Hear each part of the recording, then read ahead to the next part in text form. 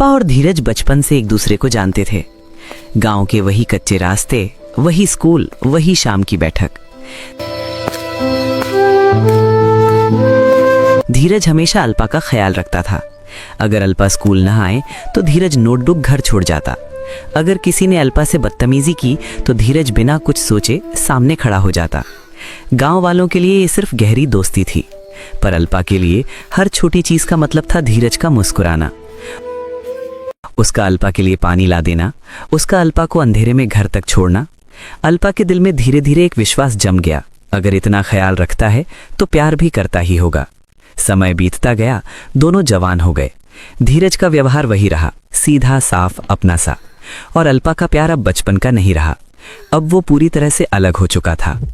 एक दिन अल्पा बाजार गई थी सब्जी लेने, कुछ छोटी मोटी चीजें। तभी उसने दूर से धीरज को देखा। धीरज किसी लड़की के साथ चल रहा था। वो बात कर रहे थे हंसते हुए। लड़की ने धीरज का हाथ पकड़ रखा था। अल्पा वहीं रुक गई। उसके हाथ से थैला छूट गया। आंखों के सामने सब धुंधला हो गया। उसने कभी सोचा ही नहीं था कि धीरज किसी और के साथ भी वैसे ही रह सकता है। वो चुपचाप घर लौट आई। रात भर सो नहीं पाई।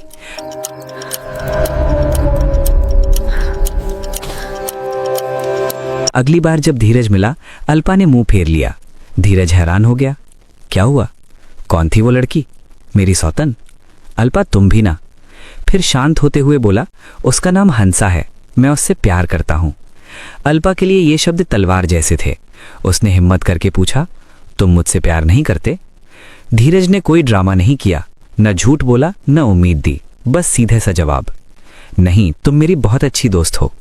बस वही पल था जहां अल्पा का सपना पूरी तरह से टूट गया। अल्पा रोते हुए घर पहुंची। उसकी मां ने उसे देखते ही समझ लिया कि कुछ बहुत गहरा जख्म लगा है। अल्पा ने सब बता दिया, धीरज, हंसा और वो सच जो उससे बर्दाश्त नहीं हो रहा था। मां जानती थी कि अल्पा धीरज को बचपन से चाहती है। उसने प्यार से समझाया, बेटा प्यार जबरदस्ती नहीं होता, जो तुम्हारा है वो खुद चल कर आता है। पर अल्पा सुनने की स्थिति में नहीं थी। उसका प्यार अब प्यार नहीं रहा था, वो जुनून बन चुका था। दिन रात रोना, न खाना न बोलना, सिर्फ एक ही बात, मैं उसके बिना नहीं रह सकती। एक हफ्ते के अंदर अल्पा की तबीयत गिरने लगी। मां ने डॉक्टर को दिखाया, पर दवा से ज्यादा अल्पा को किसी और चीज की जरूरत थी, उम्मीद की। और तब मां ने वो सोचा जो कभी नहीं सोचना चाहिए था, एक ऐसा रास्ता जहां से वापस आना अक्सर मुमकिन नहीं होता, तंत्र मंत्र का रास्ता। रात का अंधेरा गांव पर पूरी तरह उतर चुका था जब अल्पा और उसकी मां घर से निकली। अल्पा चुप थी, उसकी आंखें थकी हुई, चेहरा पीला, जैसे पिछले कुछ दिनों में ही वो कई साल बड़ी हो गई हो। थोड़ी दूर चलकर एक छोटा सा घर दिखाई दिया। दरवाजे पर नींबू लाल कपड़ा लटक रहा था। यही था मांत्रिक का डेरा। मां ने हिचकिचाते हुए दरवाजा खटखटाया। अंदर से भारी सी आवाज आई, कौन? जी, मैं अल्पा की मां हूं, हमें आपकी मदद चाहिए। दरवाजा खुला। मांत्रिक ने अल्पा को ऊपर से नीचे तक देखा। उसकी आंखों में न दया थी न हैरानी, जैसे वो पहले ही सब समझ चुका हो। बोलो, किस दर्द ने यहां लाया है? मां ने सब बता दिया। अल्पा का प्यार, धीरज का किसी और को चाहना और बेटी की बिगड़ती हालत। मांत्रिक हल्की सी मुस्कान के साथ बोला, बस इतनी सी बात? अल्पा ने पहली बार नजर उठाकर उसे देखा। उसे एक सवाल में ही अल्पा को लगा जैसे इसका हल सच में मुमकिन है। मांत्रिक ने अपना सामान निकाला और कुछ मंत्र पढ़ता गया। अल्पा को समझ नहीं आ रहा था कि ये सब कैसे उसकी जिंदगी बदल देगा, पर मां की आंखों में एक अजीब सी आस चमक रही थी। कुछ देर बाद मांत्रिक ने लाल राख तैयार कर ली।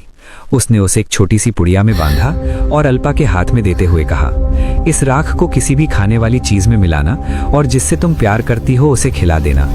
अल्पा का दिल तेज धड़कने लगा और फिर मांत्रिक ने शांत आवाज में कहा, फिर वो तुमसे दूर नहीं जा पाएगा। मां ने बिना कुछ पूछे मांत्रिक को पैसा दिया। उस रात अल्पा पहली बार काफी दिनों बाद थोड़ा चैन से सो पाई।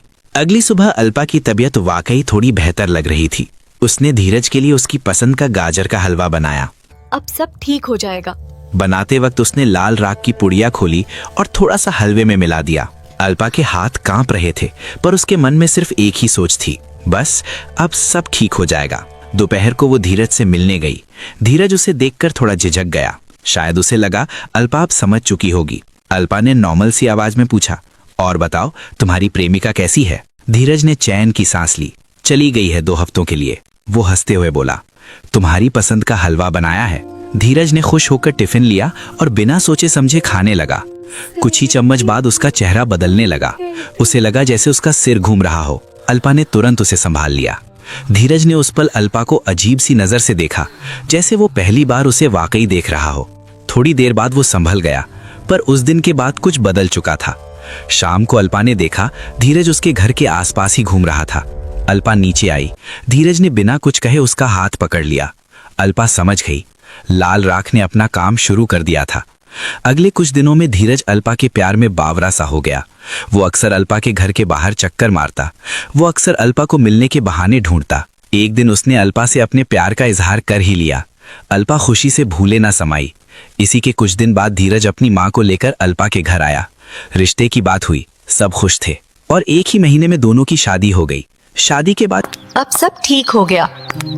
शुरू के कुछ दिन सबको ठीक लग रहा था। गांव वालों के लिए ये एक परफेक्ट जोड़ी थी। बचपन के दोस्त, अब पति पत्नी। धीरज ज्यादा बोलता नहीं था, पर अल्पा के साथ रहता था। उसके साथ ही उठता बैठता, कहीं जाता तो साथ ले जाता। अल्पा को लगता था बस अब सब ठीक हो गया, पर धीरे धीरे धीरज के चेहरे पर एक अजीब सा तनाव आने लगा। बात बात पर चिड़चिड़ापन, बिना वजह गुस्सा। कभी कभी अल्पा को देखकर जैसे उसे समझ ही नहीं आता कि वो उसके साथ क्यों है। एक दिन धीरज अचानक बोल पड़ा, तुम बहुत बोलती हो। अल्पा चुप हो गई। अगले दिन, तुम्हें हमेशा मेरी गलती दिखती है। अल्पा ने माफी मांग ली, पर गुस्सा कम नहीं हुआ। रात को धीरज सोते सोते उठ जाता, घर के कोने में घूमता, कभी दरवाजे के पास खड़ा रहता, जैसे किसी का इंतजार कर रहा हो। अल्पा डर जाती, पर खुद को समझा लेती। शादी के बाद थोड़ा स्ट्रेस होता है, पर सच ये था वशीकरण का असर अब बिगड़ने लगा था। एक शाम धीरज ने बिना किसी बात के अल्पा पर चिल्ला दिया, तुम्हारी वजह से मेरा दिमाग खराब रहता है। अल्पा रो पड़ी। उस रात वो चुपचाप अपनी माँ के पास गई। माँ सब समझ गई। वापस उसके पास जाओ, वशीकरण को थोड़ा और मजबूत करना पड़ेगा। अगली रात अल्पा फिर मांत्रिक के पास पहुंची। मांत्रिक ने उसे देखकर कहा, राख का असर कम हो रहा है, तुम बार बार खिलाओगी तो ही बंधन बना रहेगा। अल्पा ने बिना सवाल पूछे एक और पुड़िया ले ली। अब जब भी धीरज चिढ़ता, अल्पा उसके खाने में थोड़ी सी लाल राख मिला देती। हर बार कुछ दिन के लिए धीरज शांत हो जाता, उसका गुस्सा दब जाता, पर साथ ही उसकी तबीयत और खराब होने लगी। कभी सीने में जलन, कभी पेट में दर्द, कभी खून की उल्टी। डॉक्टर ने रिपोर्ट देखी, पर कुछ पकड़ में नहीं आया। रात को धीरज घर से निकल जाता और बिना याद के वापस आ जाता। गांव में बात फैलने लगी, इस लड़के पर कोई साया है। अल्पा ये सब सुनती रही, पर उसका डर अब सिर्फ एक जगह सिमट गया था। अगर राख देना बंद की तो धीरज मुझसे दूर चला जाएगा, और इसी डर ने उसे अंधा कर दिया। धीरज की माँ अब और इंतजार नहीं कर सकती थी। वो अपने बेटे को लेकर सिद्ध बाबा के पास पहुंची। बाबा ने धीरज को देखा और कहा, इस पर वशीकरण हुआ है, अगर देर हो जाती तो लड़का मर भी सकता था। ये सुनते ही माँ का दिल बैठ गया। उसने कहा, बाबा किसी भी तरह से मेरे बेटे को बचा लो। बाबा ने गंभीर स्वर में निर्देश दिया, आज से 3 रात धीरज को मंदिर में ही सोना होगा। वशीकरण टूटेगा और उसका बोझ उसी पर भारी पड़ेगा जिसने ये किया है। उस दिन शाम को धीरज और उसकी माँ मंदिर में रुक गए। पहली रात धीरज का चेहरा पीला पड़ गया, उसका शरीर खक्कर टूट रहा था। कभी उसे उल्टी होती, कभी आंखें पलट जाती। माँ उसके पास बैठी रही, उसके हाथ जुड़े हुए थे। दूसरी रात धीरज कभी बेहोश होता, कभी होश में आकर किसी और ही आवाज में बोलता, जैसे वो खुद नहीं कोई और बोल रहा हो। माँ का गला भर आता, पर वो प्रार्थना करती रही। तीसरी और आखिरी रात के बीच धीरज का शरीर जमीन से ऊपर उठने लगा, जैसे कोई अदृश्य शक्ति उसे मंदिर से बाहर खींच रही हो, पर साथ ही एक और अदृश्य बल उसे मंदिर के बीच ही बांधे हुए था। धीरज 2 शक्तियों के बीच जूझ रहा था। उसकी माँ ये सब देखकर रो पड़ी। रात धीरे धीरे ढलती गई, आकाश हल्का होने लगा, सूर्योदय हुआ। अचानक सब शांत। धीरज जमीन पर लेटा था। उसने आंखें खोली, बिल्कुल सामान्य, उसकी सांस ठीक, आंखों में होश। माँ ने उसे सीने से लगा लिया और घर लौट आए। घर का दरवाजा खोलते ही दोनों के कदम रुक गए। अल्पा फर्श पर पड़ी हुई थी, उसका आधा शरीर काम नहीं कर रहा था।